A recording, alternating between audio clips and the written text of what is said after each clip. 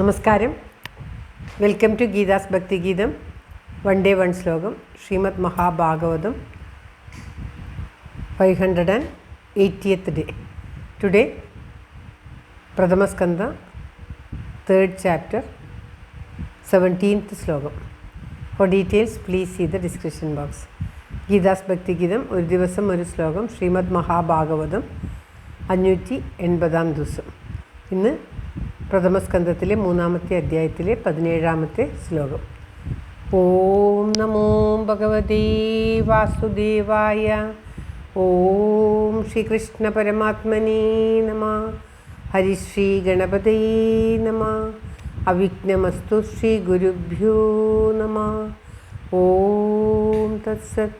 കൃഷ്ണം നാരായണം വന്ദേ, കൃഷ്ണം വന്ദേ വ്രജപ്രിയം, കൃഷ്ണം ദ്വൈപായനം വന്ദേ, കൃഷ്ണം വന്ദേ ഭൃതാസുതം. ശ്രീപരമാനന്ദനാഥനായി അദ്വൈതദീപമായി, മോക്ഷേക്ഷു വൃന്ദമന്ദാരമായി, കാരുണ്യവാരിധിയായി വിഭൂദേശനാം നാരായണൻ മമ മന്ദത മാറ്റണം.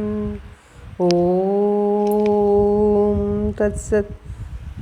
ശ്രീമദ് മഹാഭാഗവതം പ്രഥമസ്കന്ധത്തിലെ 3ാമത്തെ അധ്യായത്തിലെ 17ാമത്തെ ശ്ലോകം.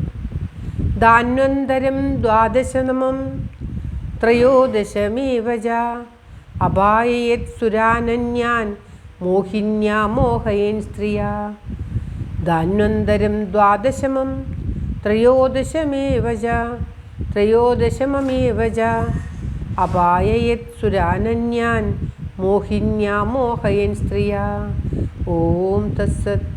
പദം പിരിക്കേണ്ടത് ധാന്വന്തരം ദ്വാദശമം ത്രയോദശം ഏവ ച അപായയത് സുരാനന്യാൻ മോഹിന്യാ മോഹയൻ സ്ത്രിയ. അതായത് ദ്വാദശമം 12ാമത്തേത് ധാന്വന്തരം ധന്വന്തരിയെ സംബന്ധിച്ചത്. മോഹിന്യാ സ്ത്രീയ മോഹിനി എന്നു പേരായ സ്ത്രീ രൂപത്തിൽ അന്യാൻ എന്ന് പറഞ്ഞാൽ അന്യരെ, അതായത് ദേവന്മാരല്ലാത്ത മറ്റുള്ളവർ. അന്യരെന്ന് പറയുന്നത് ദേവന്മാരല്ലാത്ത എല്ലാവരും. ഇവിടെ അസുരന്മാരെ മോഹിപ്പിക്കുന്നവനായിട്ട് മോഹിനിപ്പിക്കുന്നവനായിട്ട് സുരാൻ ദേവന്മാരെ അപായ എന്ന് പറഞ്ഞാൽ കുടിപ്പിച്ചു, പാനം ചെയ്യിപ്പിച്ചു. ത്രയോദശമം ഏവം ച 13ാമത്തേതാകുന്നു. ഈ ശ്ലോകത്തിൽ 2 അവതാരങ്ങളെക്കുറിച്ച് പറയുകയാണ്. 12ഉം 13.